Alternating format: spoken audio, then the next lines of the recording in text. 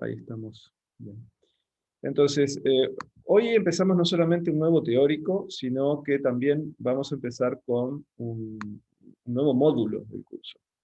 No significa un cambio enorme respecto al tipo de cosas que vamos a estar dando, pero se trata de, vimos en la primera parte del curso, que bueno, es de hecho el módulo más largo, la célula desde adentro, esencialmente, ¿no? ¿Qué cosas pasan adentro de la célula? ¿Cuáles son los componentes? ¿Cómo funcionan? ¿Cómo interactúan las cosas entre sí adentro de la célula? Las funciones principales en el interior celular.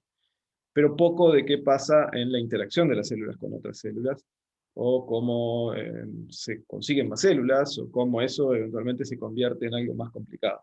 Entonces, esta parte del módulo tiene que ver un poco con empezar a entrar en ese proceso, en esos fenómenos que tienen que ver con la célula en el entorno.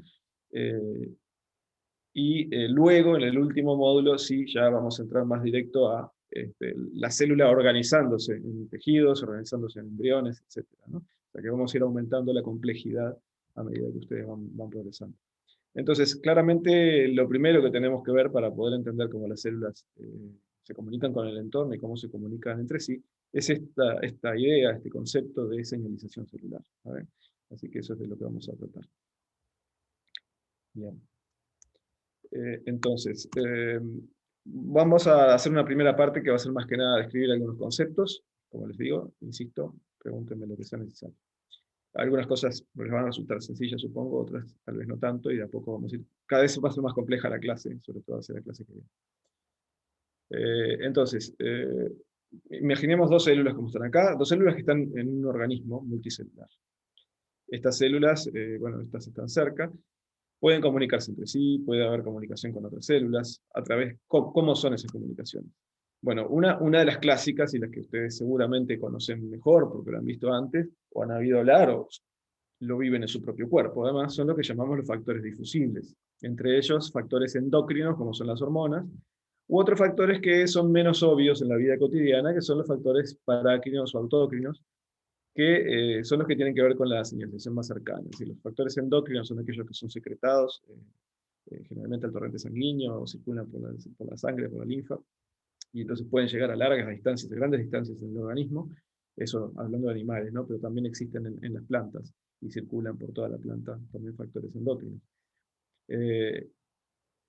O factores, como les digo, parácrinos, que son los que, por ejemplo, el que está dibujado acá, en esta láser, en este esquemita, este cuadradito sería un factor parácrino, donde una célula secreta algo que difunde un poquito en el medio, un diámetro, 2 diámetros, 10 diámetros celulares, una distancia pequeña, no va al torrente sanguíneo, y afecta a una célula vecina. Eso es lo que llamamos factor parácrino.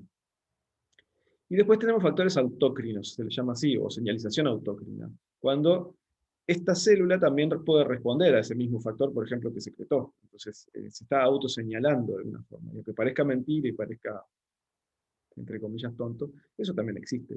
Y las células también son capaces de autoseñalarse.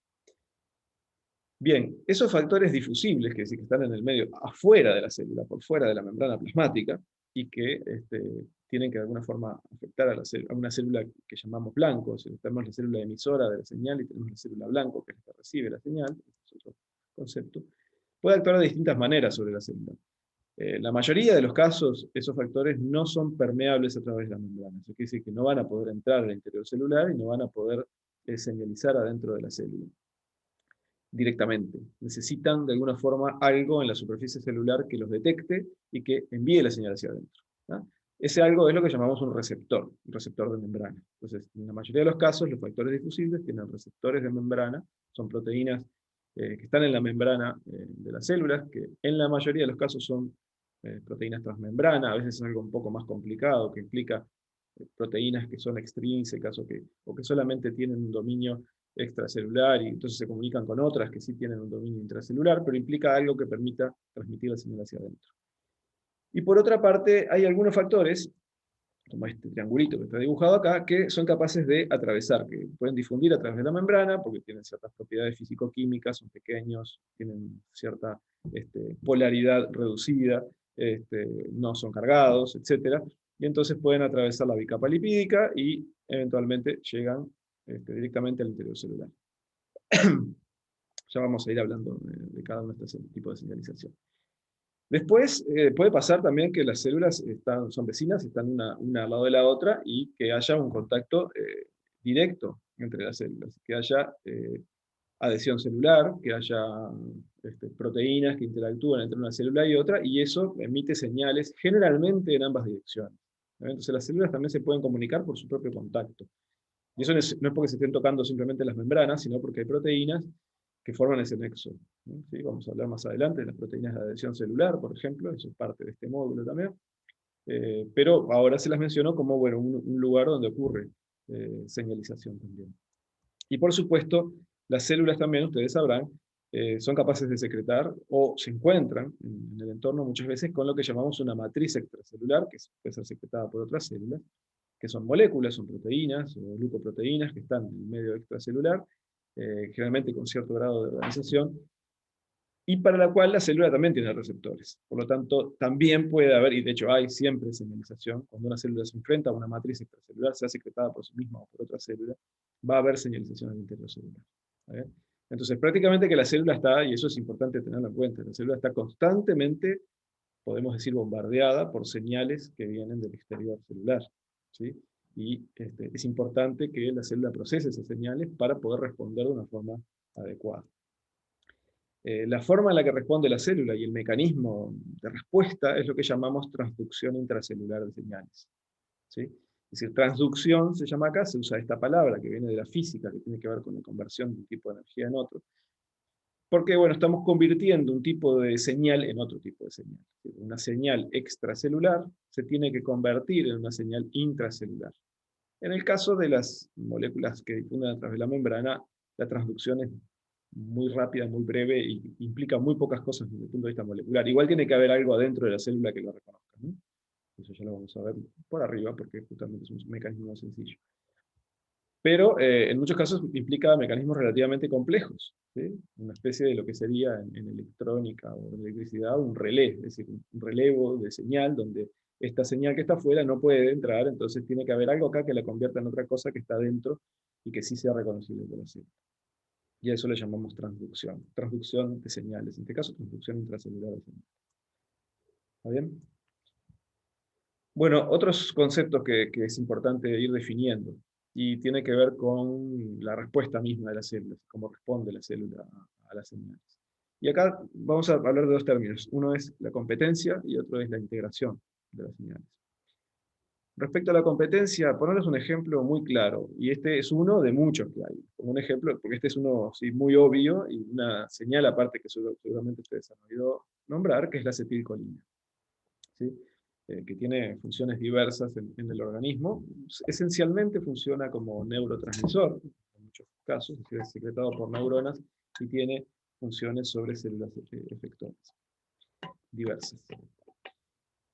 Entonces, la acetilcolina, por ejemplo, actuando sobre células de lo que se llama el marcapasos cardíaco, células que son las que generan el ritmo cardíaco, generan el pulso eléctrico que permite que el corazón, las distintas regiones del corazón, latan con cierta frecuencia y en cierto momento.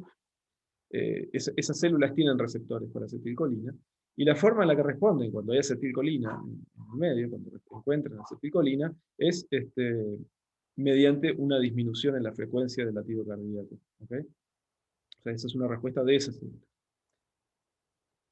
Otras células, las células, por ejemplo, en este caso de la glándula salivar, pero pueden ser otras células secretoras, exócrinas, en este caso, como esta, que secretan algo en el medio externo, van a responder también tienen receptores, y responden, bueno, de otra manera, no son productoras de un potencial eléctrico. Lo que hacen en este caso, cuando se unen a la acetilcolina a sus receptores, liberar el producto de secreción. Mientras que otra célula distinta, como es la célula del músculo esquelético, y esta es tal vez el paradigma más conocido de funcionamiento de la acetilcolina como neurotransmisor, que seguramente hayan oído hablar, esta célula tiene receptores de acetilcolina que son capaces de provocar la contracción muscular. La respuesta, la transducción de señales provoca que se contraiga el músculo cuando el receptor se une a acetilcolina. Entonces, acá tenemos tres ejemplos distintos de células que son diferentes, que tienen receptores que pueden ser más o menos diferentes. No siempre los receptores son diferentes. Ven que estos dos los dibujitos son iguales. Eso no quiere decir que sea el mismo receptor, pero por lo menos son del mismo tipo. Acá es otro tipo de receptor. Ya vamos a hablar de receptor. Y las células se dice que tienen diferente competencia a esa señal. Es decir, la competencia es algo bien importante. No es la señal la que determina la respuesta celular. La señal es solo una señal, ¿sí? Lo que determina la respuesta celular es la propia célula de acuerdo al receptor que tenga y de acuerdo a cómo transduce esa señal hacia el interior. Y también respecto a las funciones que cumple la célula. ¿Okay? Entonces las células son competentes de distinta manera a las señales. ¿Sí? Una misma señal puede tener distintas respuestas en distintas células. Eso es un concepto importantísimo en señalización. Nunca creer que una señal es solo una cosa. ¿Qué tiene que ver, qué es la integración? Bueno, como yo les decía antes, las células están bombardeadas de señales. No hay una señal única, nunca, nunca, nunca. Siempre hay muchas señales que está recibiendo la célula. Imaginemos acá un ejemplo de una célula que para sobrevivir requiere de estas tres señales, A, B y C. ¿Sí? Y lo que está haciendo la célula es integrar la señalización de estas tres moléculas extracelulares en una respuesta, que es no morirse, nada más ni nada menos. Para sobrevivir necesita esas tres señales. ¿Qué pasa si a esas tres señales le agregamos dos más? Por ejemplo, D y E. Bueno, ahora puede ser que la respuesta de la célula sea otra, un poco más compleja. No es solamente sobrevivir. Ahora la célula crece y se divide. ¿Sí? Necesita estas para sobrevivir, pero también, y probablemente también para crecer y dividirse, pero estas no son suficientes. Ahora, si les agregamos D y E, ahora crece y se divide. Cambiamos D y E por otras dos, F y G. Sigue teniendo estas tres que son necesarias para que sobreviva, ¿no? Y ahora, en lugar de crecer y dividirse, hace algo un poco distinto, que es diferenciar, quiere decir, convertirse en un tipo celular con una función particular. Era una célula precursora de músculo y se convierte en una célula muscular. ¿También? Y eso generalmente implica dejar de dividirse, o sea que es una respuesta un poco opuesta a la que vimos antes, simplemente porque cambiamos dos de las señales. Acá está muy simplificado, pero bueno, a veces pasa así. Una o dos señales diferentes pueden hacer que la célula se comporte de una manera completamente distinta. ¿Qué pasa si no hay ninguna señal? Bueno, lo más probable es que en la mayoría de los casos pasa, cuando la célula se encuentra, le faltan señales, y especialmente ciertas señales, que son particularmente tienen esa función, la célula muere. Y esto es algo también bastante importante de entender. Sobre todo la mayoría de las células de los organismos multicelulares, la mayoría o todas, no sé si hay alguna excepción, de hecho, siempre requieren algún tipo de señal que normalmente se encuentra en el organismo multicelular para sobrevivir. Si esas señales faltan, generalmente algunas de esas señales de sobrevida faltan, se llaman señales tróficas, la célula va a morir. Es como que la célula tuviera naturalmente un programa de muerte celular, también vamos a hablar más adelante en el curso de la muerte celular, que es un proceso bien importante. No es un error la muerte celular, es algo que existe, es un proceso, es un fenómeno natural de la célula. La célula tiene ese programa de morir. Para no morir tiene que haber una señalización. ¿Tá? Tiene que haber algo que le diga no te mueres, todo el tiempo, todo el tiempo. Donde eso falte, la célula se muere. Eso fue en lo que fallaron los primeros intentos de cultivar células. Por ejemplo. Cuando uno intenta cultivar células y les da todos los nutrientes, les da todo lo necesario aparentemente, todo uno lo tiene bien calculado y sabe qué es lo que le está dando, pone la célula en ese medio de cultivo y la célula se muere. Hasta que se descubrió que en realidad las células necesitaban algo, cosas que están en el organismo, algunas de las cuales se podían conocer, y por suerte hoy en día en realidad ya se conocen la gran mayoría de las señales de sobrevida de las células principales, no solo de sobrevida, sino de otras funciones. Entonces eso se puede agregar artificialmente al medio. Pero por mucho tiempo en realidad, y todavía hoy en día se usa, es agregarle, por ejemplo, suero. Para cultivar células de mamíferos se agrega suero, o incluso de otros vertebrados, se agrega suero de un mamífero, suero sanguíneo. ¿Sí? ¿Por qué? Porque el suero contiene un montón de factores secretados por las células, algunos de los cuales pueden ser necesarios para la sobrevida de esas células que estamos tratando de cultivar. En general no sabemos los componentes exactos, no sabemos cuál es el que está favoreciendo esas células, pero es necesario para que la célula sobreviva. Entonces, todo esto para comentarles cómo es importante la señalización. Bien, respecto a receptores. Hay distintos tipos de receptores y esto es una clasificación un poco arbitraria y artificial, pero de alguna forma hay que empezar a entenderlos. El primer tipo que les quiero presentar es un tipo de receptor del cual no vamos a hablar prácticamente nada, no en esta clase por lo menos, lo van a mencionar en otras clases, que son los llamados receptores canal, o también receptores ionotrópicos. ¿Por qué? Porque estos receptores, cuando lo que tienen es una especie de compuerta, una especie de túnel, de hueco, que atraviesa completamente, son siempre proteínas, muchas veces complejos proteicos, que atraviesan la membrana plasmática, este es el esquema de la membrana, esta es la proteína, y que generan un túnel, un hueco, ¿sí? Un espacio por el cual puede pasar agua y generalmente también iones. O a veces muy controladamente iones, esencialmente más que agua. Ese hueco, esa apertura, se puede regular. Y esa regulación depende de un cambio conformacional que sufre la proteína canal frente a la unión de una señal extracelular. Que el caso más típico son la mayoría de los receptores de neurotransmisores en el sistema nervioso. Por ejemplo, el receptor acetilcolina en el músculo es un receptor de tipo canal. ¿Está bien? Entonces esto deja, por ejemplo, entrar sodio, iones sodio o calcio, o deja salir iones cloruro, entrar iones cloruro, salir iones potasio, de manera intracelular, deja pasar iones en cierta medida, y generalmente son selectivos, por lo tanto eso genera cierta señal a través de la membrana. La señal suele ser una señal en principio eléctrica, ¿no? Después vamos a ver que hay algunos de estos iones, como el calcio, que tienen funciones especiales, aparte de poder cambiar el potencial eléctrico de la membrana, que como ustedes sabrán de otros cursos, y un poco, si no lo recuerdo, si se debe haber mencionado el teórico de membrana, hay un potencial de membrana a través de la capa lipídica, por ejemplo, entre el exterior y el interior celular, un potencial eléctrico. Bien, ese es un tipo de receptor del cual nos vamos a hablar más en esta clase. Otro tipo de receptor del cual sí vamos a hablar mucho, por eso no voy a hablar mucho en este momento, son los llamados receptores acoplados a proteína G. Entonces el nombre complejo, ¿por qué? Porque son receptores que se unen a su señal extracelular. Estos receptores, casi todos ellos pertenecen a una gran superfamilia de proteínas, que es, de hecho, en el caso de los mamíferos, es la superfamilia más grande de proteínas, que está codificada por más genes en el genoma, y que son receptores que atraviesan, son proteínas únicas, un único polipéptido que atraviesa 7 veces la membrana, tiene un dominio amino extracelular y un dominio carboxilo intracelular. En eso se parecen todos. Después pueden haber variantes en sus secuencias que permitan que reconozcan con el dominio extracelular ciertas moléculas extracelulares y que interactúen en el dominio intracelular con ciertas moléculas para transducir la señal. Estos receptores siempre o casi siempre interactúan con otras proteínas para poder transducir la señal. No son ellos mismos los que transmiten la señal, sino que son otras proteínas acopladas a ellos, que son lo que llamamos proteínas G, de las cuales vamos a hablar más adelante, no les voy a mencionar. ¿Está bien? Solamente presentárselos porque son un grupo súper importante en cuanto a número y en cuanto a variedad de receptores. Una de las razones por las cuales son tan variados es que, por ejemplo, son los receptores de este tipo, de esta familia, son los receptores de odorantes que tenemos en el epitelio olfatorio. Entonces, sobre todo en los mamíferos, no tanto en nosotros, pero en algunos mamíferos de ese sentido está muy, muy desarrollado, realmente son, prácticamente para cada odorante hay un receptor distinto codificado por un gen distinto. Entonces, imagínense que eso implica una gran cantidad de genes solamente dedicados a percibir olores, percibir moléculas que están en el ambiente. Y eso ya viene, más que señalización intercelular. Bueno, hay otros tipos de receptores, que son receptores que se llaman acoplados a enzimas. Enzimas que pueden ser de diverso tipo, se pueden tener distintas funciones, pero en la gran mayoría de los casos, digamos, mayoría, no en todos, pero en la mayoría de los casos, son proteína quinasas, es decir, son enzimas que pueden fosforilar a otras proteínas. ¿Ok?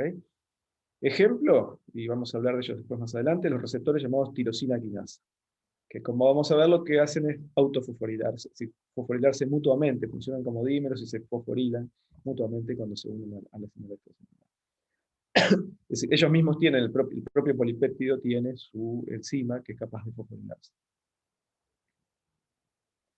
Otro tipo son, por ejemplo, los receptores de citoquinas, que tienen una estructura parecida y funcionan de una forma parecida como dímeros, pero en este caso ellos mismos no tienen una actividad quinasa, pero sí se pueden unir a una quinasa, que se llama JAK acá en este caso, que va a fosforilar diversos blancos, al propio receptor y también a otras proteínas que son las que van a transmitir la señal hacia el interior celular. ¿Bien? Es necesaria las dos cosas, la fosforilación del receptor y la fosforilación de esa otra proteína. Citoquinas es una palabra que probablemente, y voy a hacer un pequeñísimo paréntesis, les resulta muy se ha escuchado mucho recientemente, incluso en la prensa, ¿no? Ese tipo de palabras que no salían en la prensa antes y desde el año pasado están saliendo todo el tiempo. Acá les muestro un artículo nada más que se los voy a dejar, se los dejo, pero este es un artículo ya viejo a esta altura para lo rápido que ha avanzado todo lo que tiene que ver con la infección por COVID-19, bueno, SARS-CoV-2, o la enfermedad de COVID-19, pero sabemos que una de las razones principales del agravamiento de la enfermedad tiene que ver con eso que se le ha llamado una tormenta de citoquinas. ¿Qué quiere decir una tormenta de citoquinas? Quiere decir que el sistema inmune propio responde de una forma muy violenta a la infección viral y responde tan violentamente que termina causando un daño muy grave a las células del organismo. Y eso empieza en los pulmones y es donde ocurre el daño mayor, pero podría transmitirse a otros órganos. Y bueno, hay interleuquinas diversas que se han reconocido que tienen que ver con esto, y este paper justamente es un paper que salió un poco al principio del año pasado, en mayo.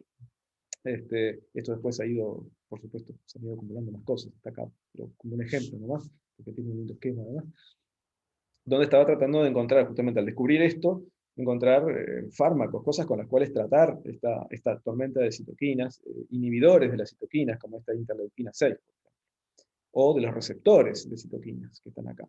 ¿Eh? Estos son esencialmente anticuerpos que se pegan a esas moléculas y las inhiben. No se requirió finalmente algo tan complejo. Ustedes saben ya que lo que respondió mejor, y eso fue más o menos descubierto tal vez por acá un poquito después, simplemente empíricamente en la clínica, se encontró que el tratamiento con corticosteroides, algo que se usaba habitualmente para el tratamiento de inflamaciones, resulta muy bien para el paciente con COVID-19 y justamente lo que está haciendo es inhibir básicamente esta señalización y esta explosión del sistema inmune. Pequeño paréntesis y vuelvo a los receptores. Además, yo les voy a dejar este artículo por si les interesa. Por supuesto, pueden rastrear después el tema y seguirlo. Esto es viejo, ya a esta altura, como les digo, tiene un año y para COVID-19 un año es mucho. Bueno, y finalmente hablamos hoy de moléculas que atraviesan la membrana. No, había un comentario que no lo había visto. Está bien, cada uno hace las autoevaluaciones como quiera. Obviamente, es un consejo lo que yo le doy, que pueden hacerlo directamente después de... Es más, creemos, están diseñadas para eso, para hacerlas después de ver el teórico. Después, como lo hagan ustedes, por supuesto, es cuestión de ustedes. Lo que quise decir es que no tienen por qué esperar a leer el libro. Bien, tenemos moléculas que atraviesan la membrana, moléculas señal, y que entonces de alguna forma tienen que actuar en el interior celular, ¿no? Que es la propia molécula la que produce un cambio, sino que alguna transducción tiene que haber. Y esa transducción pasa por un receptor intracelular. Pero existen receptores intracelulares, a veces llamados también receptores nucleares, porque estas proteínas suelen ser receptores que ya sea están en el citoplasma o están en el núcleo, a donde llega la molécula, en este caso el andrógeno, justamente los esteroides en general son el típico caso de moléculas que atraviesan la membrana, son derivados del colesterol, entonces tienen una estructura y una polaridad o apolaridad que les permite atravesar la membrana, son pequeños también, y son reconocidos por receptores que están en el interior celular. Ese receptor es un receptor que ya sea está en el citoplasma y se mueve al núcleo cuando se une la señal, o está en el núcleo y ahí reconoce a la molécula, que puede difundir hasta el núcleo.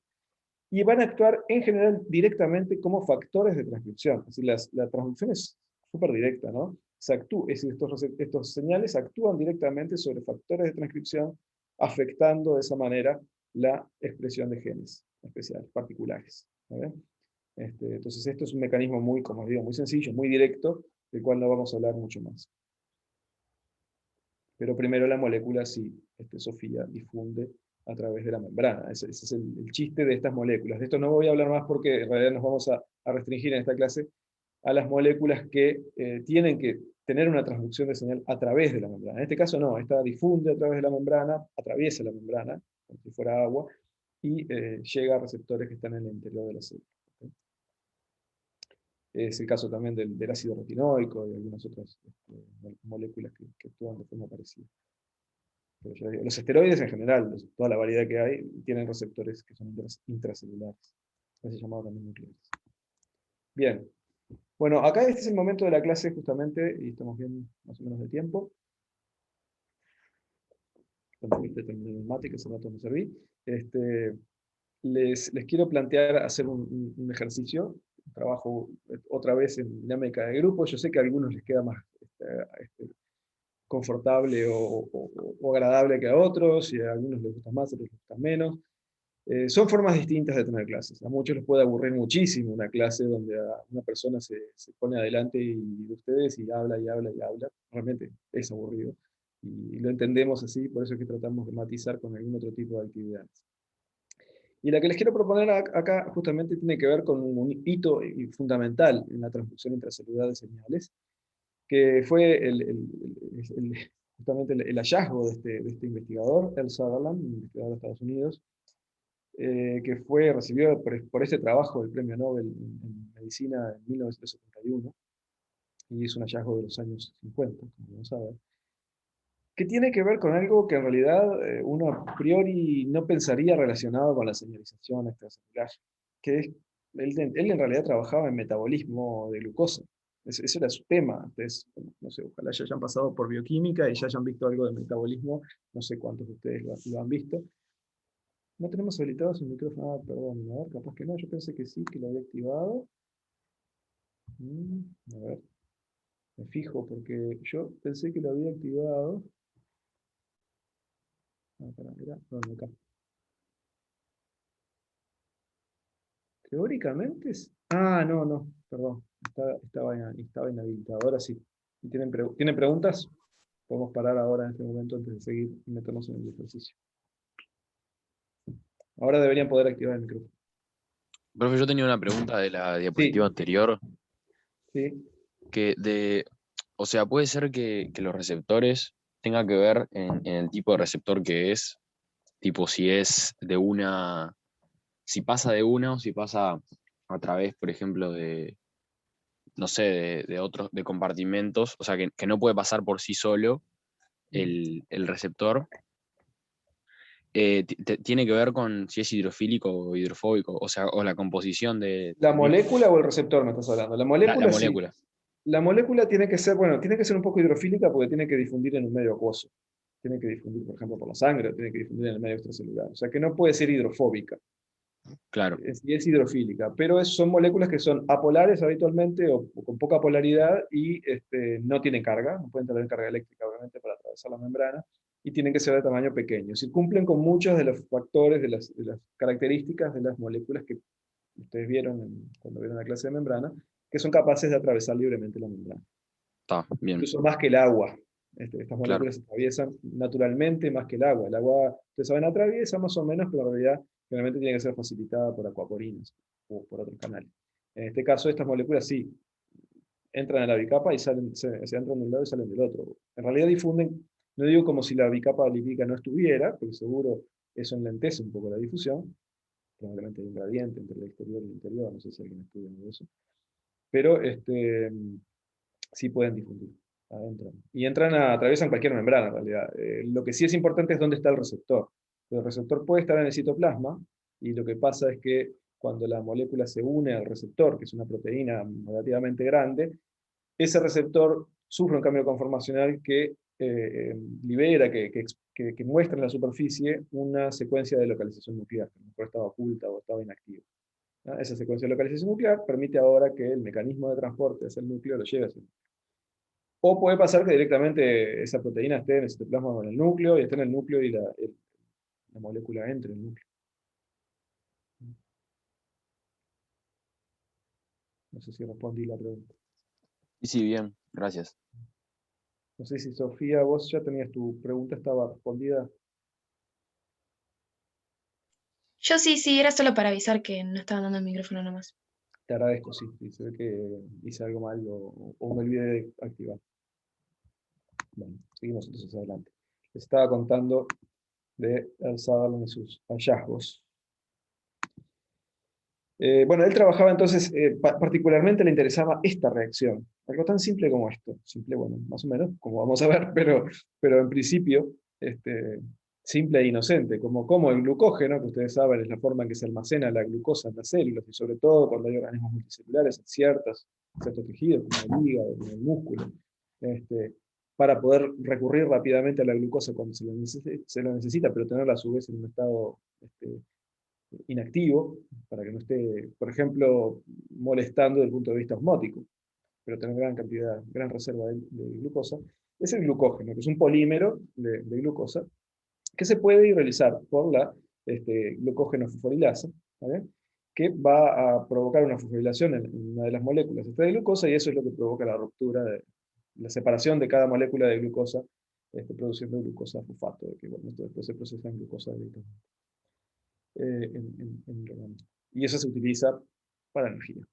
O se libera el torrente sanguíneo, que es lo que hace el hígado esencialmente, o lo utilizan las propias células, como hacen, por ejemplo, las células musculares, el músculo esquelético, y sobre todo el músculo cardíaco tiene grandes almacenamientos de glucógeno, porque es obvio, no le puede faltar energía al corazón en ningún momento. Entonces, esto es una reacción que en principio parece, si se quiere, entre comillas, sencilla y hasta inocente. Sin embargo, a él le interesaba entender un poco más esta reacción, cómo era regulada, porque se había visto ya en ese momento que había hormonas que podían regular si se almacenaba glucosa en forma de glucógeno, en el caso de la insulina, o lo contrario, si se producía la glucogenólisis para liberar glucosa, o gluconeogénesis, y eso dependía también de ciertas hormonas como el glucagón o como por ejemplo la adrenalina. Y se interesó en ese tema, y justamente el premio Nobel lo recibió por, les voy a mostrar, estos 4 trabajos, ¿no? Que fueron publicados a mediados de los años 50, entre 55 y 57, salieron uno atrás del otro, porque fue el tema que estaban trabajando en ese momento, y lo fueron publicando a medida que iban teniendo los hallazgos, y todos tienen, como ven, el mismo título principal y un subtítulo. Y el primero tiene que ver con análisis de la fosforilasa de hígado, liver phosphorylase, es la glucógeno fosforilasa, tener en cuenta esto, ahora en el ejercicio, LP le llaman también como símbolo, como sigla. Primero, bueno, la purificación y el análisis de la proteína, luego hay reacción, la activación, o cómo se activa directamente en tajadas de hígado o en extractos de hígado. El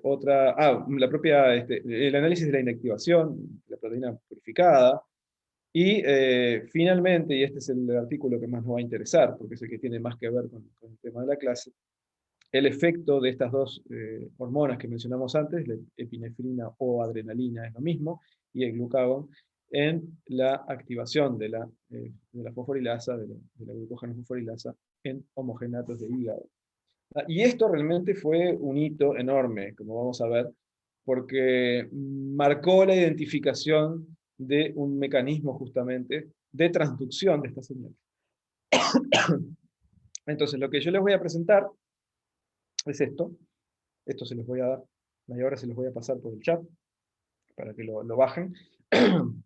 Perdón, la yerba.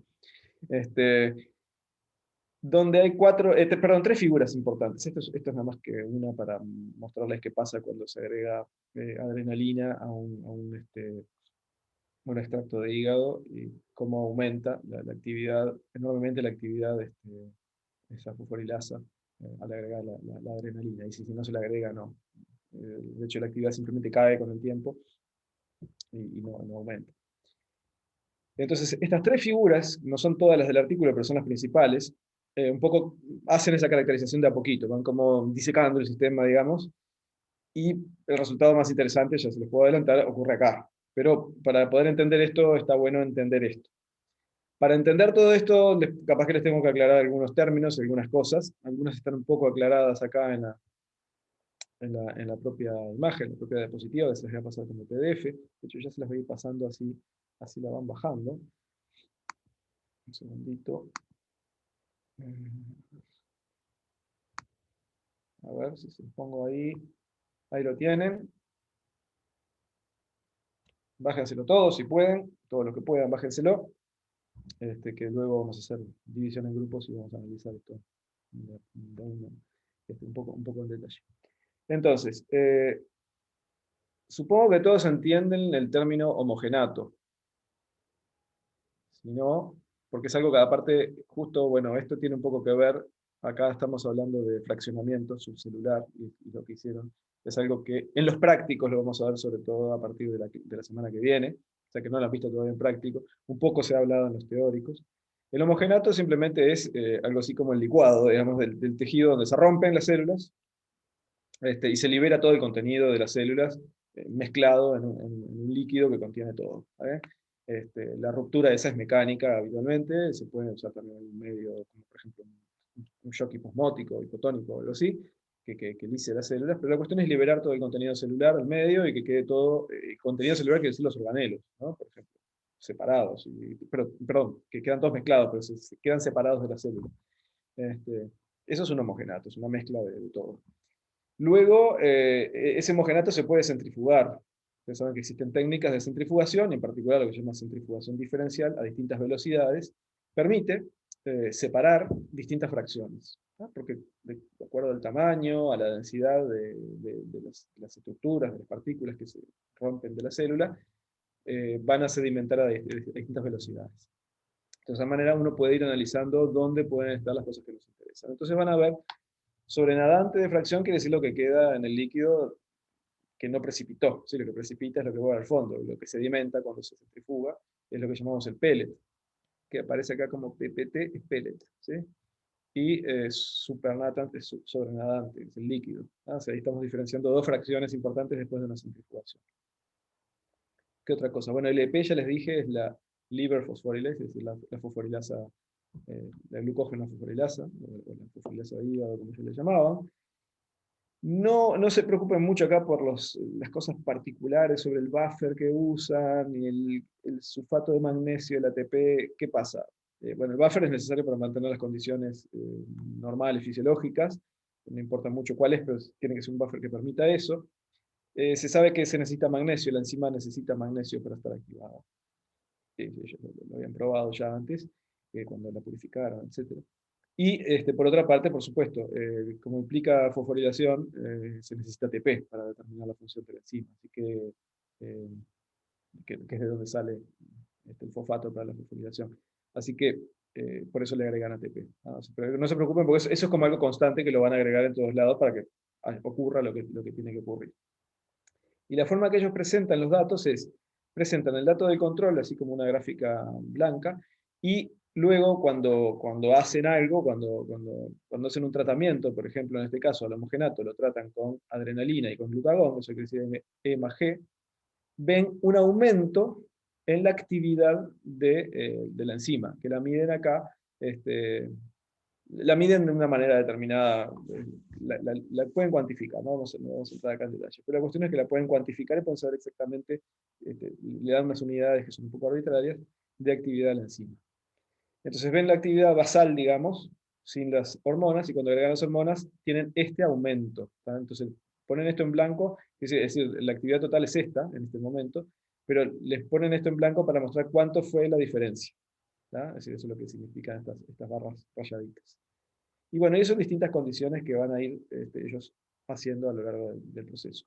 Acá aclararles, hay una palabra en alemán que ellos usan, que es Kochsaft, que quiere decir algo así como caldo de cocción. Lo que hacen es servir la fracción o el homogenato para obtener algo, para causar algo, ¿no? O sea, al hervir una muestra orgánica, biológica, ustedes se imaginarán, se producen cambios importantes, y bueno, tiene que ver con identificar justamente lo que está pasando.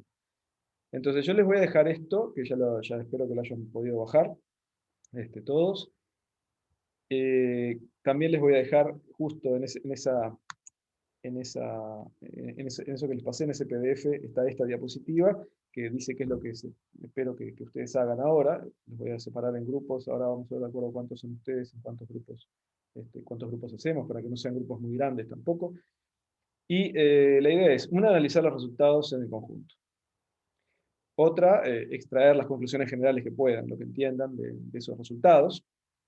Y después, bueno, ya esto es un poquito más complejo, pero ojalá lo puedan lograr, especular sobre el mecanismo molecular de activación de la fosforilasa mediado por las hormonas. Es decir, acá ellos llegaron a tener una idea, no llegaron a identificarlo a fondo, pero llegaron a entender bastante. Hay alguna figura que, como les dije, algún dato del artículo que no se los puse, pero llegaron a entender que estaba pasando algo que nunca se había visto antes.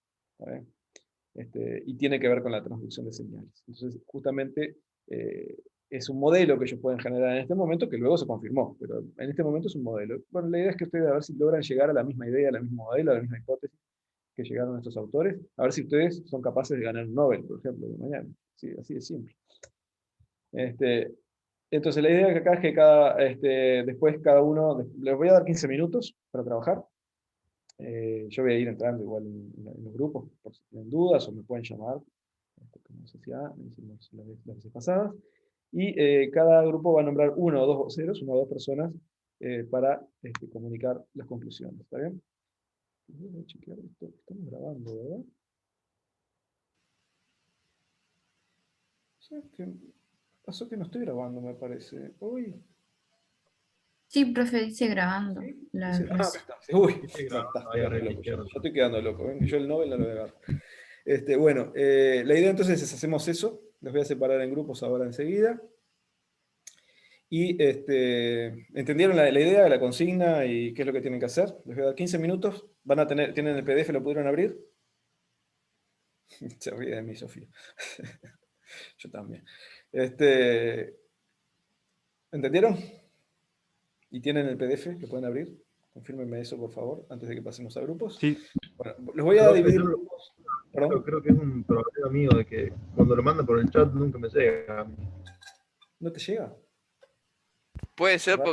porque estás con el celular. A mí con el celular nunca me llegan. De la computadora sí. Ah, ah, ah.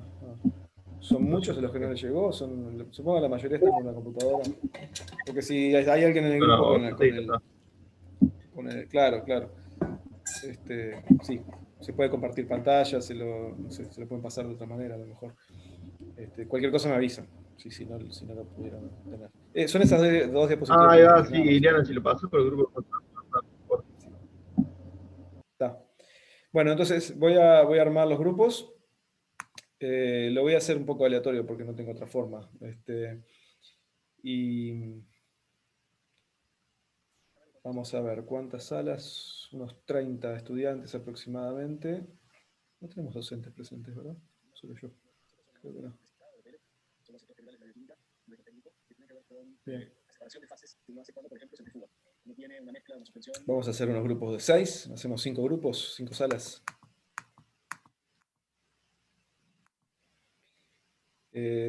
Por favor, traten, ahí no sean tímidos. Yo sé que entiendo que puedan ser tímidos conmigo o con todo el grupo. No sean tímidos entre ustedes. Traten de comunicarse lo mejor posible. Si tienen problemas de comunicación, de conectividad es otra cosa, pero traten de usar la cámara, de hablar, de participar. Sí, es importante esta instancia también porque hay algo que ustedes han perdido, lamentablemente, desde el año pasado. Muchos de ustedes son de la generación 2020. Es que casi no han tenido interacción directa con sus compañeros. Y eso es bastante grave, me parece a mí, por lo menos, supongo que ustedes lo viven de una manera parecida. Creo que es importante. El aspecto social también de la universidad es súper importante, no es solo el académico. Entonces creo que un poco estas instancias intentan hacer eso. Voy a crear las salas, o sea que ustedes van a ser repartidos ahora, les va a llegar la invitación y empiecen a trabajar. Les doy 15 minutos una vez que se hayan armado todas las salas. Y bueno, luego volvemos a hablar. A ver si acá, ahí. No tiene cierre, el cierre lo voy a poner a mano en los 15 minutos. Cualquier cosa también pueden, está habilitado regresar a la sala principal si es que me intenta llamar y yo no respondo, lo que sea, me hablan, ¿está? Por el micrófono así. Bien. Bueno, ahí vamos, ¿eh?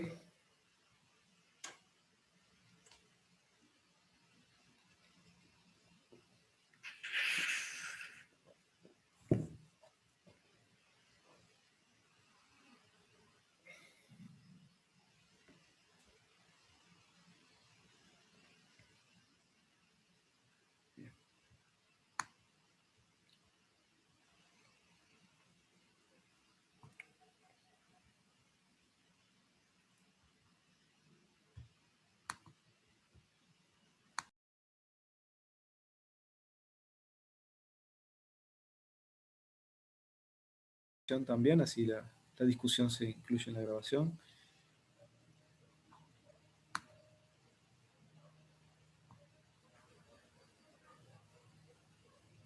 A ver si vuelven.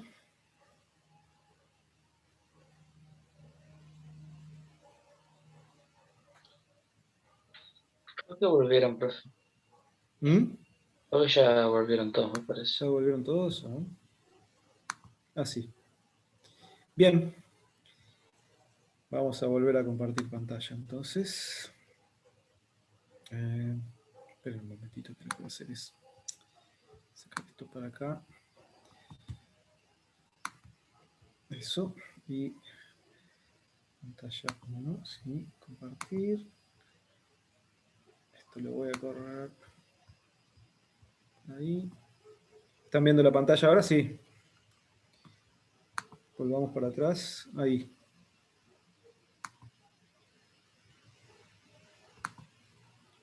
Un poquito voy a activar el chat para asegurarme de verlo porque se ve. Bien. Bueno, a ver, empecemos con el grupo 1. Comenten algo, brevemente, a ver qué concluyeron. ¿Quién va a hablar por el grupo 1?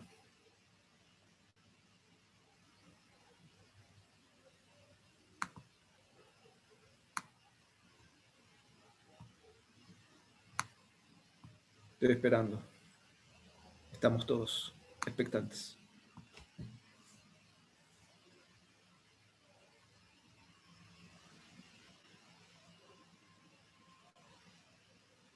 ¿Qué pasó? ¿Me están escuchando, no? Sí, profe, se lo escucha. Bien. A ver, grupo 1 tiene algo que comentar. ¿Por qué no sabe quiénes son los integrantes del grupo 1? Ellos saben. Ah, ¿no saben ustedes? ¿No les decía qué grupo eran?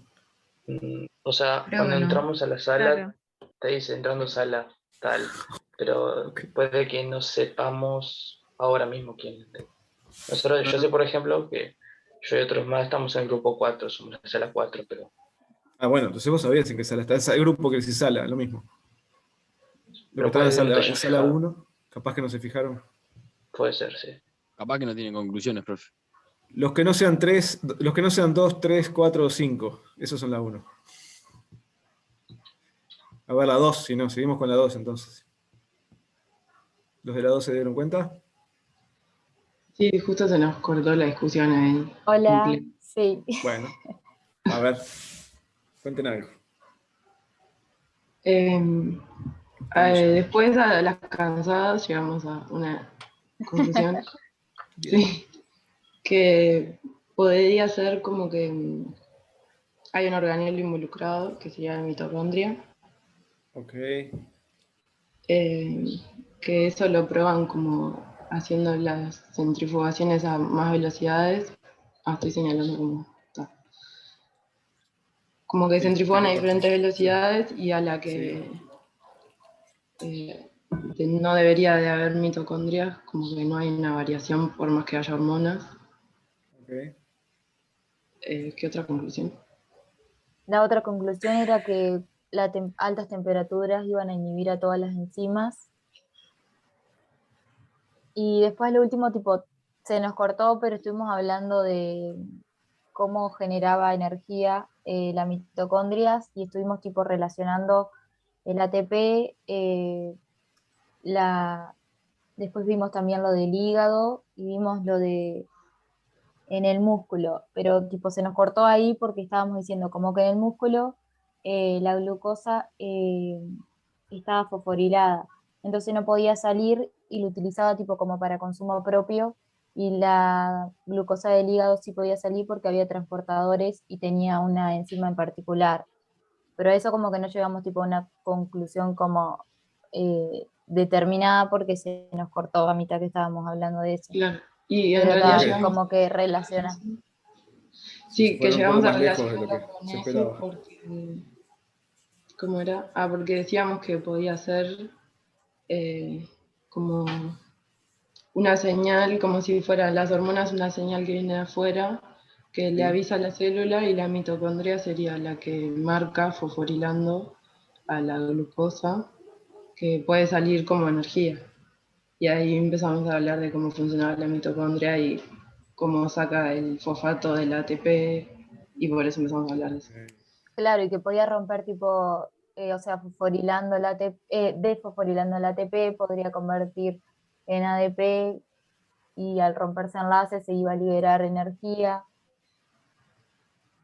No sé, hablamos de Que mucho, es pero no exactamente lo llevamos opuesto de tipo. lo que hace la mitocondria, ¿no? Sí, ahí va, Bueno, está que bien. por ahí Claro. quedamos trancados en la discusión. Porque tenía Está algo que bien, está ver, bien, pero está en bien. realidad era el La fenómeno. glucógeno fosforilasa es una enzima en realidad del citoplasma. Pero bueno, ahora vamos a seguir. No importa eso, podían no saberlo. Era parte de lo que podían no saber.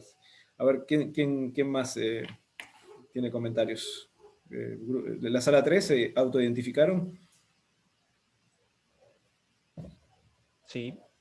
Sí, a ver. ¿qué Bueno, llegaron? nosotros en realidad teníamos más duda que conclusiones. Está muy bien. Seguramente los autores de este Bueno, trabajo, que después ganaron el premio Nobel también, así que. es más, no sé si se podría decir que teníamos conclusiones, A ver. pero nada, yo qué sé, vimos que, si no estoy equivocado, eh, la epinefrina y el glucagón promueven la síntesis de LP, pero no terminé de Sí. entender La si... activación, no la síntesis, ¿no? Ahí está, la activación. Sí. No terminé de entender si en ese caldo y en el homogenado las células están lisadas, ¿verdad? O sea, las células están rotas Sí, en el homogenado. sí, sí. Y en el caldo, o sea, debería estar todo desnaturalizado, ¿verdad? Sí, esa es la idea. Entonces, como que, no sé, yo, por especular, este, pienso que no, o sea, es todo lo contrario a la corriente de que intenta seguir esta clase, ¿no? Pero siento que no, como que no hace falta que haya una proteína o una enzima ahí catalizando la reacción, cosa que me parece súper extraña, no sé. Ojo, no catalizando la reacción. La reacción, en realidad, la enzima está intacta en el extracto al que se le agrega el hervido. ¿Ok? El hervido es como la Ahí señal está, que estamos agregando. ¿Ok? La enzima ahí está, está en ese extracto, está. está con su actividad basal, que es la que vemos en la gráfica blanca, en la barra blanca. Sí, sí, Y lo que vemos si quise, aumenta o si no aumenta. Cuando le agregamos eso hervido. ahí, Eso hervido que, como vos decís, no debería tener proteínas funcionales. ahí está. Bueno, está, vemos que sí aumenta, pero que en realidad depende más que nada de la epinefrina y del glucagón, ¿no? Como que no hay mucha diferencia si vos pones solo el caldo. Hay una síntesis, ¿Sí? pero no. Está, nada. Ok, bien. Está bien. Después, Tienen no, los elementos. ahí va. Después no sé si estaría bien, pero como no sé si la primera gráfica como que se ve que el sobrenadante por sí solo da poca actividad, pero al agregarle ¿cómo se llama? Al agregarle la fracción particulada, como que hay como que hay una mayor actividad que se ve en la Ujú. gráfica. Sí. Y esas partículas, si no me equivoco, vendrían de la membrana, eh, Ujú. como que la membrana va, o sea, la activación va a depender de la membrana en sí. Ok, No sé si estaría bien. ok. Sí, el tema es que con el fraccionamiento, hoy mencionaba mitocondrias, es difícil a veces separar realmente qué es lo que contiene cada fracción. Este, son membranas, podemos decir que son partículas de membrana de distintos tamaños bueno, básicamente lo que ellos ven es que se conserva la actividad en las fracciones que son de baja velocidad. Digamos. Lo que queda en el sobrenadante luego de una centrifugación de baja velocidad. Si ya la velocidad es un poco más alta, ya se pierde la actividad, y eso es algo que ellos muestran. Eh, como les digo, yo no les estoy mostrando todo el artículo, hay algunas cosas más que están detalladas en el artículo para entender un poco esos detallecitos. Quería que vieran estas gráficas crudas, que es un poco lo más llamativo, digamos, lo que más indica cosas. Y que discutieron un poco con errores. Bueno, a ver, grupo 4, sala 4, ya fueron los que Sí, hablaron ya, la no. sala 4. Ustedes Sí, eran sala 4. estuvimos Sí, Sí, ahí va. Yo dale. ahora, si querés, Rodrigo, yo pongo lo que concluimos lo primero y cualquier cosa. Dale. Vos hablas de la parte de las conclusiones finales, sobre todo. Yo explico un poco más o menos lo que Dale, entendimos de qué es dale. esto. Y también, como el grupo anterior, nos quedaron bastantes dudas, Sí. eh, pero lo que podíamos concluir es que al agregar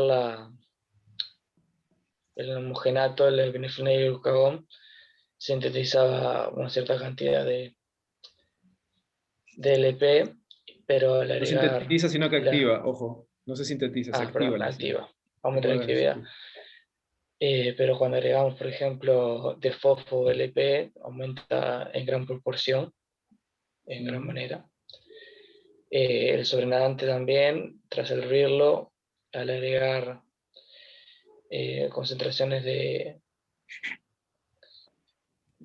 aumentar concentraciones de COCH-SAF, también parece aumentar la actividad.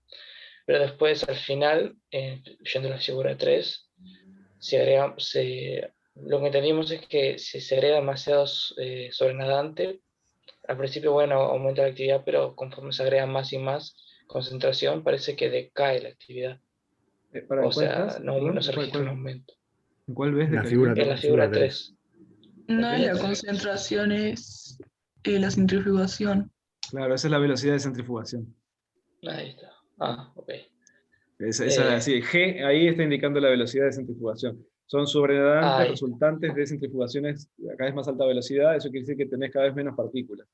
Y Una el consulta. sobrenadante, sí. En el artículo te explicitan qué, qué estructuras precipitan o sedimentan a esas No velocidades, mucho. porque, No lo analizan, en realidad no lo analizan mucho. No. porque por ejemplo, yo no pude sacar ninguna información de esas, de esas Piensa en la época revoluciones. que estamos hablando también, ¿no? Si bien es cierto el concepto de organelos como la mitocondria, ellos discuten sobre la mitocondria en el artículo, la mencionan, porque estuvo bien el comentario de la compañera hoy que sacaron la mitocondria como posible conclusión. Ellos la comentan y de hecho lo que hacen es mostrar resultados, mostrar alguna otra cosa que indica que no son las mitocondrias. Por eso lo anoté acá, está bien la idea, pero justo no es. Perdón, Nicolás. Antes de dar la palabra a Rodrigo, una pregunta. ¿La epinefrina no vendría siendo adrenalina? Tal vez estoy siendo un poco demasiado Es la básico. adrenalina, es lo mismo. Epinefrina, adrenalina es lo mismo. Ah, claro. Sí. Es la misma cosa. Entonces, esto es una Adrenalina. parte de la reacción que ocurre cuando entramos en modo supervivencia, ¿no? Es un poco, Sí. tiene que ver esto. Lo que sea, o sea, cuando uno En el necesita Almacenar glucógeno, ¿no? glucosa, no almacenar, acá al revés, es liberar del almacenamiento para tener glucosa libre para Liberar. el cerebro, para los músculos, claro. para usarla. Y se da, digamos, en circunstancias normales también, no necesariamente es en circunstancias de estrés como tal, pero en ciertos momentos o ciertas actividades o cuando se necesita justamente el glucagón también responde a la baja de glucosa en la sangre. Entonces, siempre tiene que haber un cierto nivel de glucosa en sangre, sobre todo para las neuronas que ellas no tienen glucógeno. Entonces necesitan de la glucosa aportada por la sangre, que en el organismo está esa glucosa sistémica, digamos, sobre todo se almacena en el hígado. Viene del alimento, pero lo que pasa con nuestro alimento es que una parte puede ir, de hecho va directamente al torrente sanguíneo, y si consumimos un exceso de azúcar, obviamente sube demasiado, pero una buena parte se almacena, se va guardando en el hígado. Son almacenamientos de uso continuo, relativamente rápido, no se agotan rápidamente si uno no come, no dura mucho tiempo. El almacenamiento a largo plazo, por supuesto, son los adipocitos, ya en otro formato, ¿no? Cuesta más sacarlo, como todos sabemos. Pero bueno, en fin, no importa. Es una forma en la que en las células funcionan y sobre todo en organismos multicelulares en este caso. Por eso ellos trabajan con hígado, porque el hígado es un sitio de almacenamiento importante de glucógeno que responde a señales que son hormonas que tienen que ver con la fisiología general. Ya sea, sí, un extremo, una respuesta de estrés, o en algo más normal, como es cuando bajó la glucosa, se necesita aumentar, o estamos haciendo ejercicio, lo que fuera. Rodrigo, ¿cuál es la conclusión a la que hemos llegado con respecto a esto de la fosforilación? Y lo que yo entendí de esa pregunta es que la hormona cuando llega a la membrana tiene receptores asociados a enzimas. Sí. Y que ese sería el mecanismo por el cual recibe y traduce la señal. Ok. ¿Y? Hasta ahí llegaste, digamos. Hasta ahí llegué. Hasta ahí llegamos, sí, no se nos ¿Qué ocurre haces nada más. encima? Esa es la cuestión. Ahí viene la Fosforila otras proteínas para... Bien. Y para la pregunta acá es, transmitir la ¿qué pasa cuando vos servís la y se fracción tratada desnaturaliza ¿Y qué pasa con las enzimas entonces? y pierden su actividad. Entonces, ¿tenés señalización ahí? No. No tendrías. Qué misterio todo esto. Ajá, ese es el misterio que llevó al Nobel. Bueno, a ver el grupo 5 me queda y a ver si tienen algún otro comentario. De sala 5, si se autoidentificaron. Y ya pasamos a aclarar los misterios. Si no, que hable el próximo grupo y bueno, ya será por descarte y la gente irá sacando. Sí. su- Bueno, en todo caso, todos los demás, no importa si no sepan en qué sala están. ¿Están de acuerdo con lo que dijeron los compañeros? ¿Hay alguno que disiente en algo, que no está de acuerdo con alguna cosa, o que llegó un poco más allá, o que sacó otra conclusión? Que hable ahora o calle para siempre. Profe, yo en realidad tengo una duda del gráfico 3 por lo que venían hablando ahora. Sí, O sea, de la figura 4 en realidad, el último. figura 4. Sí. Sí, que, o sea, en lo que se hierve es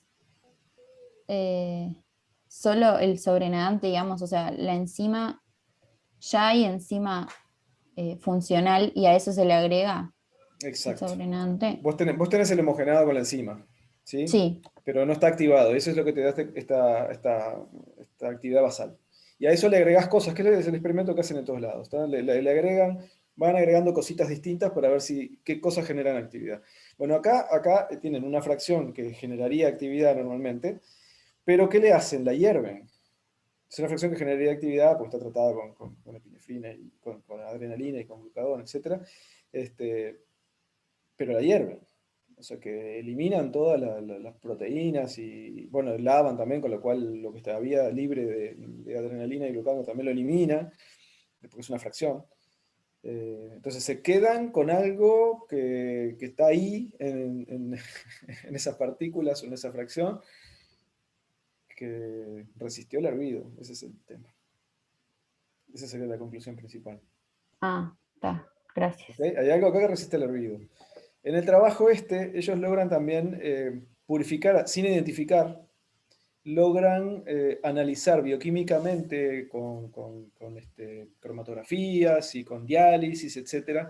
Logran analizar un poco la molécula involucrada. Lo que ellos deducen es que es una molécula pequeña, que no es una proteína, lo que está acá interviniendo. Entonces, vamos directo si quieren, si ya no perdemos más de la clase.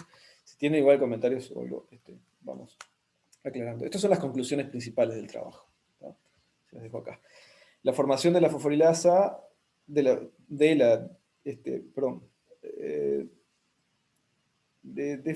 fosforilasa en homogenados se aumenta marcadamente. Acá esa información, ellos se refieren en realidad a la actividad, porque lo que fosforilasa le están llamando a la actividad fosforilasa. En presencia de epinefrina o glucagón a baja concentración. Eso es el principio. O sea que estas hormonas activan a la actividad de esta enzima. Bueno, nada, que en los homogenatos estos o en las fracciones, las actividades que encuentran son los mismos que más o menos comparables a las que se encuentran en pedazos de tejido o en el animal intacto, cosa que fue determinada antes y de otras maneras. Nada más que como validando, esto simplemente valida el método. Las respuestas se separó en dos fases, y esto es lo más importante. Acá el punto 3 es lo que en realidad ellos ven en la figura 4. Que la respuesta de las hormonas del hígado se separa en dos fases. Primero, la formación de un factor activo en las fracciones particuladas en la presencia de las hormonas. Segundo, la estimulación por ese factor de la fosforilasa de hígado en fracciones de sobrenadante de homogenados, en los cuales las hormonas no tienen efecto. ¿Ok? No tuvieron efecto. Ellos encuentran como que hay dos partes. Hay una parte que es... ellos ven que hay de alguna forma hay una comunicación entre la hormona y la fosforilasa. Lo que quieren saber es qué pasa en el medio. ¿Sí? Y ellos logran separar eso. Ellos logran tratar partículas celulares con la hormona, ¿sí? Por un lado, y después tienen la enzima por otro lado que no fue tratada con una hormona. A estas partículas que fueron tratadas con hormona, le eliminan la hormona y lo hierven, con lo cual eliminan todas las proteínas. Le ponen esto a la enzima y se activa. O sea que ahora sin hormona estás activando. Eso quiere decir que hay algo entre medio. Ese algo entre medio es algo que es resistente al calor, por ejemplo. Ellos encuentran otras cosas. Que es resistente al calor, que es dializable. Esto quiere decir que atraviesa membranas de diálisis, quiere decir que es una molécula pequeña. ¿tá? Lo cual uno podía sospechar del hecho de que es resistente al calor. Y pudieron purificarlo bastante en, bueno, cromatografía aniónica y catiónica, bueno, de intercambio aniónico y catiónico. Pero no llegaron a identificarlo en este caso, en este lugar, después se identificó. Ahora vamos a ir a ver cuál es la identidad de eso. Pero entienden entonces qué fue lo que lo que fueron encontrando en esas gráficas que estábamos viendo. Primero es como un análisis de sí de las fracciones como algo que funciona para ver la actividad fosforilasa y activarla con glucagón o adrenalina.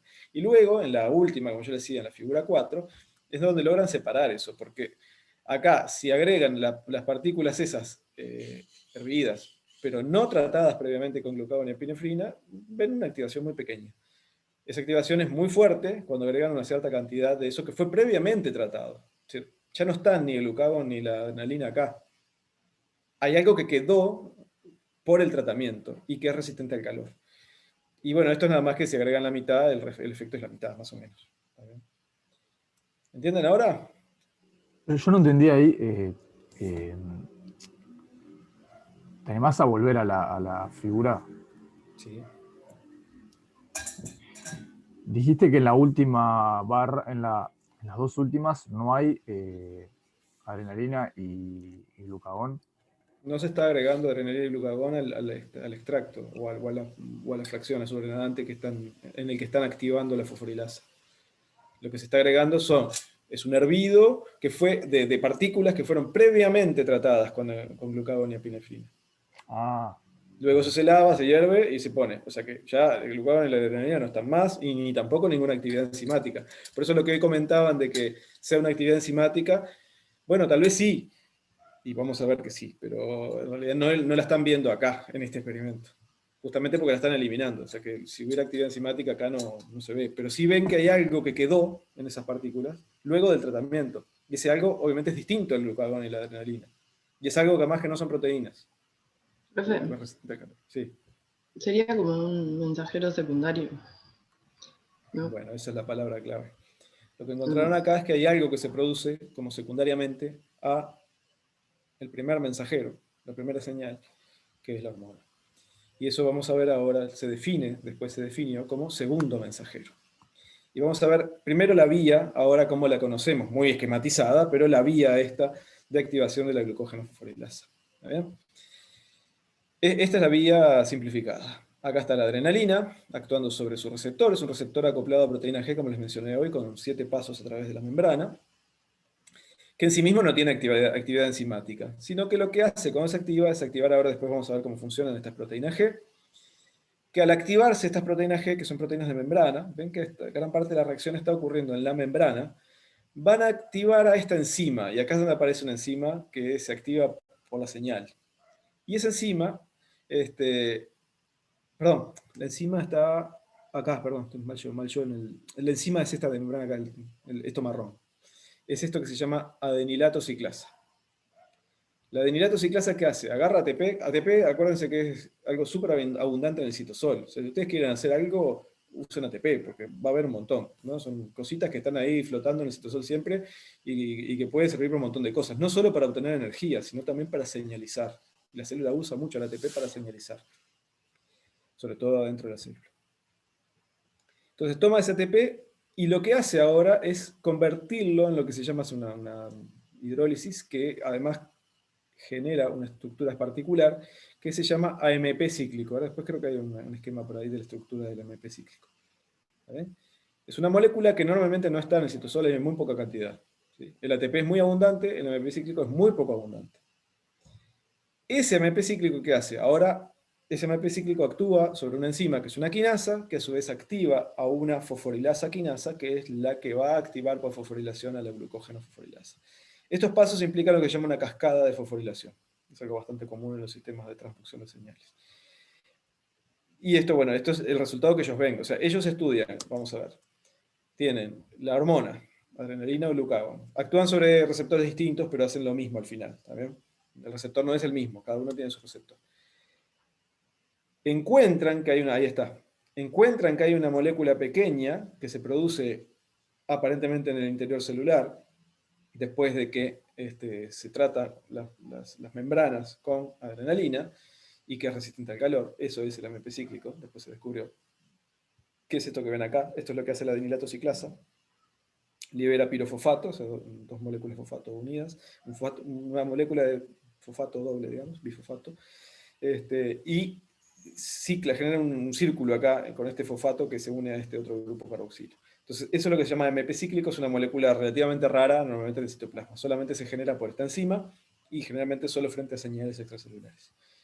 A su vez, el AMP cíclico puede ser después degradado por la AMP cíclico fosfodiesterasa, otra enzima, que lo convierte en AMP común y corriente, que es algo más común en la célula y que no funciona como señal. O sea que esta es una molécula que dura un cierto tiempo en la célula, no mucho, pero esto es lo que se llegó a llamar en algún momento un segundo mensajero, como vamos a ver ahora.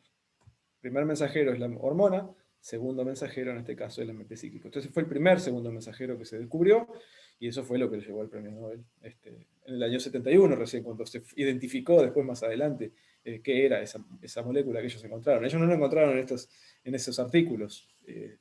Sí evidenciaron que existía, pero no llegaron a descubrir qué era químicamente todavía. Y bueno, eso después desencadena una serie de reacciones que terminan la actividad glucógeno-fosforilasa, que es lo que ellos analizaban. O sea que obviamente acá les están faltando pasos, un montón de pasos. Les está faltando la proteína G, les están faltando todas estas quinasas, pero en realidad casi que es irrelevante porque encontraron por lo menos un punto, algo novedoso que no se conocía de antes. Y la clave está en la membrana, ¿no? La membrana que separa ese primer mensajero, que es la hormona, o la señal extracelular, la molécula parácrina, puede ser o endocrina o lo que fuera, que se une al receptor de superficie, y ese segundo mensajero que se produce y difunde en el citosol luego de que se activó el receptor. ¿Bien? Fíjense acá que el segundo mensajero es algo muy definido. Ahora vamos a ver bien la definición del segundo mensajero. No es cualquier cosa. Por ejemplo, estas quinasas no son segundos mensajeros. ¿Bien? Tampoco lo es la proteína G. El segundo mensajero es esta molécula pequeña que funciona de una forma parecida a una hormona, pero del lado intracelular. ¿Bien? Se une a otras moléculas que son receptores de ella, digamos, del AMP cíclico, y las activa. Por ejemplo, a esta actividad de esta PKA, que es la proteína quinasa A del AMP cíclico, que se activa por el AMP cíclico. ¿Está bien? Y bueno, le llamamos efector acá, ya para ir definiendo cosas, a lo que sería el último paso de la vía. O sea, la vía puede tener muchos pasos. Acá ven que hay muchos pasos en la vía de transducción de señal. Estos son pasos de la transducción, esto no es el punto final, no importa si se activa la fosforilasa quinasa si no se llega a activar la glucógeno-fosforilasa, porque no va a haber un efecto. La que provoca el efecto, a eso se le llama el efector, ese es el destino final, y puede ser muy variable, puede ser una enzima, como en este caso, que provoca algo en el metabolismo, puede ser un factor de transcripción que afecta la expresión génica, puede ser una proteína del citoesqueleto que provoca un cambio de forma celular, etc. ¿Está claro? ¿Una pregunta hasta ahí? Vamos ahora a ver este tipo de señalización. Nos queda muy poco tiempo, así que vamos a tratar de movernos para que no nos quede demasiado para la clase que viene. Vamos a ver esto ahora con otros ejemplos, enriqueciendo un poco y tratando de entender parte a parte, disecando estas vías. Y acá vamos a ver al mismo tiempo dos vías que provocan cosas parecidas, o que actúan de formas similares, que empiezan en lugares similares, pero que pueden diverger en cosas distintas, a su vez. Las dos comenzadas por receptores acoplados a proteína G, con señales que son distintas, ¿está bien? Como les dije, muchos receptores de estos y con muchas señales, y cada molécula señal puede tener varios receptores distintos encima, que interactúan a través de la activación de proteína G. Ahora, como vamos a ver, las proteínas G son proteínas que en estado inactivo están unidas a GDP, tienen como cofactor el GDP, y que cuando son activadas por los receptores, liberan ese GDP al medio y toman GTP, que también es abundante. Al igual que el ATP, el GTP es bastante abundante en el citosol. Toman el GTP. Al tomar el GTP, ahí se activan ellas. ¿Sí? No son enzimas, salvo por una actividad que tienen intrínseca GTPasa, que lo que hace es eliminar, es decir, convertir ese GTP de vuelta en GDP para inactivarse. Sí tienen una actividad GTPasa, pero no son enzimas que afectan a otras proteínas, afectan solo a sí mismas. ¿Okay? Son enzimas, perdón, dije mal, no son enzimas. Son enzimas, pero no es una actividad enzimática la que provoca la transducción, sino a veces el apagar.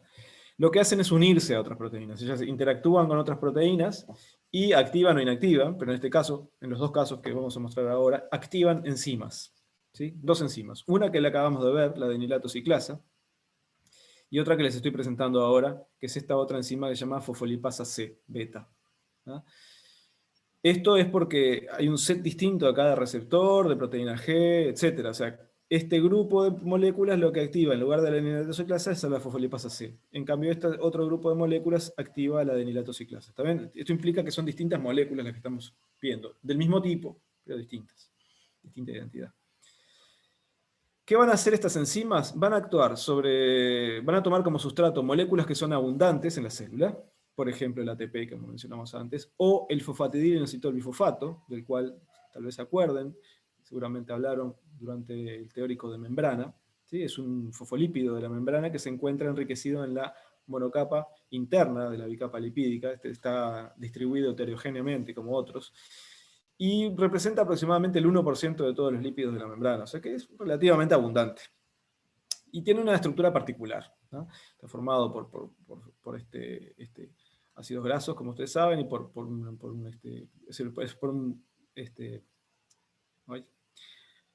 bueno, ustedes ya saben, está formado los fosfolípidos, y por una cabeza de inositol, que es un azúcar particular que tiene fosfatos, ¿está bien?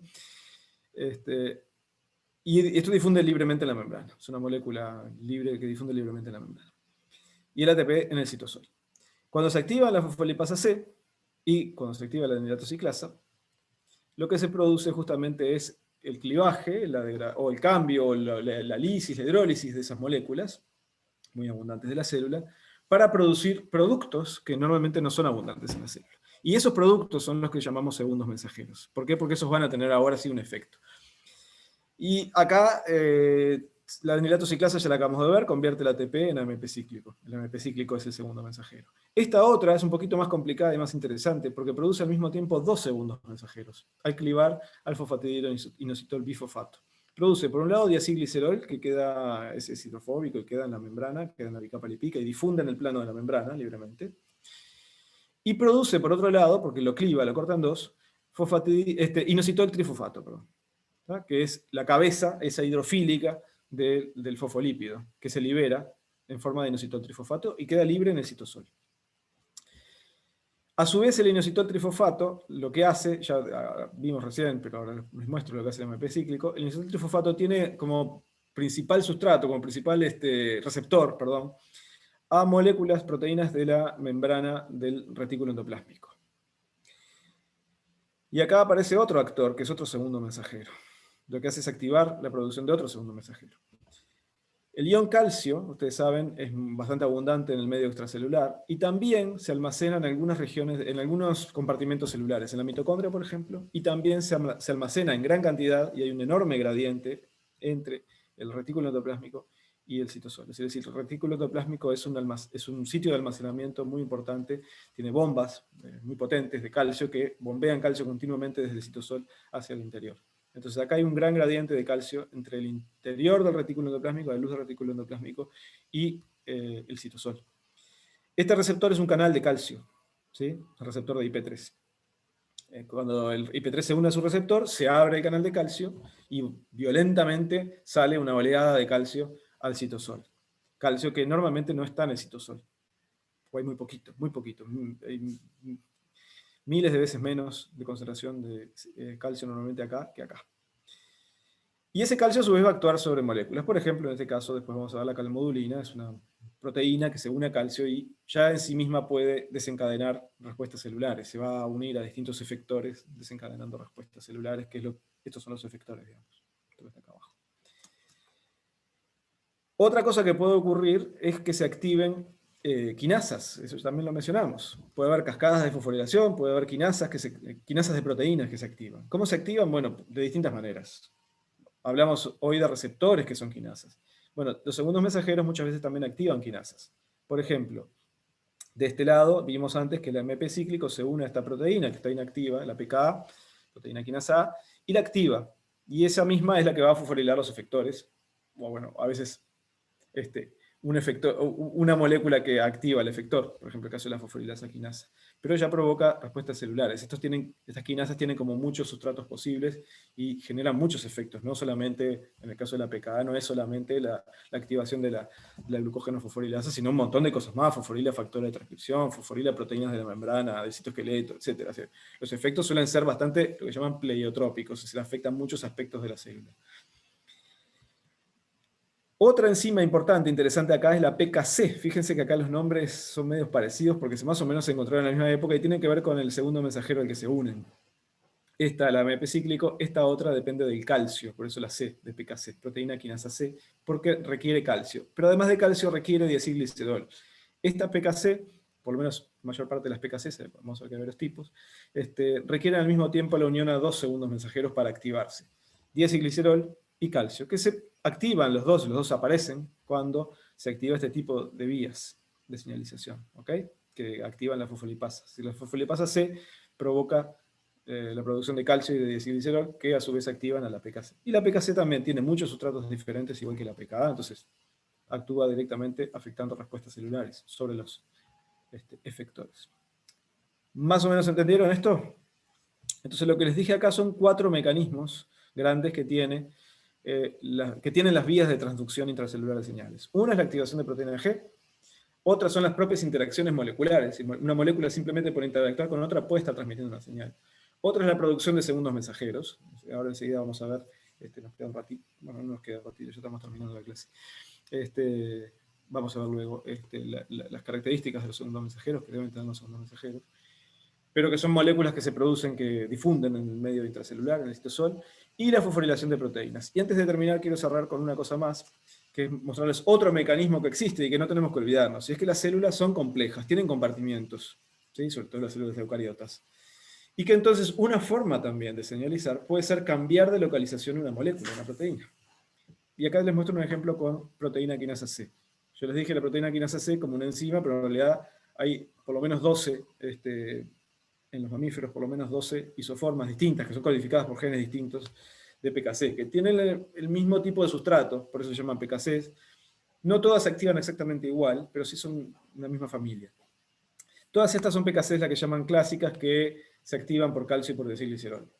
Se activan de la misma manera. Sin embargo, fíjense que cuando las vamos a detectar con anticuerpos específicos, en situación basal y luego de una señal que las activa, primero, están en una localización subcelular determinada. Por ejemplo, esta se encuentra ahí como en algo que está alrededor del núcleo y en algunas partículas en el citoplasma. Esta otra, no importan los nombres de ellas, ¿está? Están como más distribuidas en todas las células, parecería estar asociada al citoesqueleto. Y esta otra se ve muy poco, parecería estar en el núcleo, ¿sí? Concentrada. Agregamos la señal, y esta que estaba en el citoplasma y alrededor del núcleo, ahora se concentra más en la periferia nuclear y en el interior nuclear. Esta otra que estaba también toda distribuida en el citoplasma, se va a localizar a la periferia nuclear y a la membrana plasmática. Fíjense acá, esta señal importante. Y esta otra que estaba en el núcleo se va a distribuir en el citoplasma. Entonces, mismo tipo de enzimas, mismo tipo de proteínas, de acuerdo a la señal, pueden ubicarse en distintos lugares y por lo tanto, como son quinasas que fosforilan efectores, pueden fosforilar distintos efectores según el lugar donde hayan sido localizadas. Entonces, por ese cambio en la localización de las enzimas, o de las proteínas en general, se puede también señalizar. ¿Está claro? ¿Tienen alguna duda hasta acá?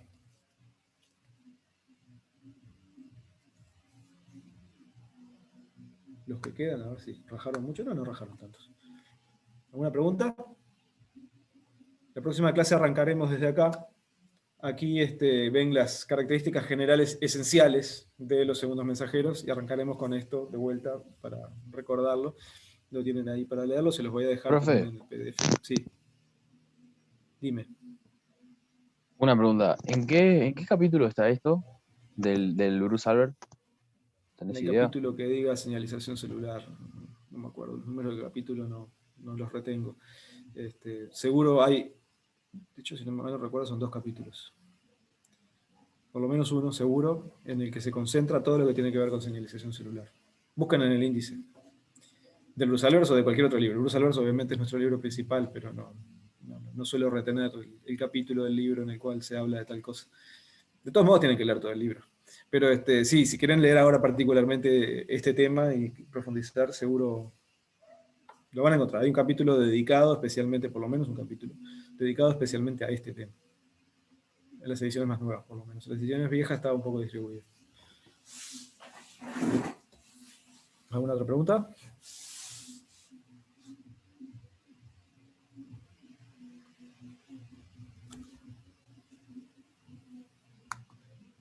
Ahí va, ahí que puso ahí en la sexta edición arranca en el capítulo 15.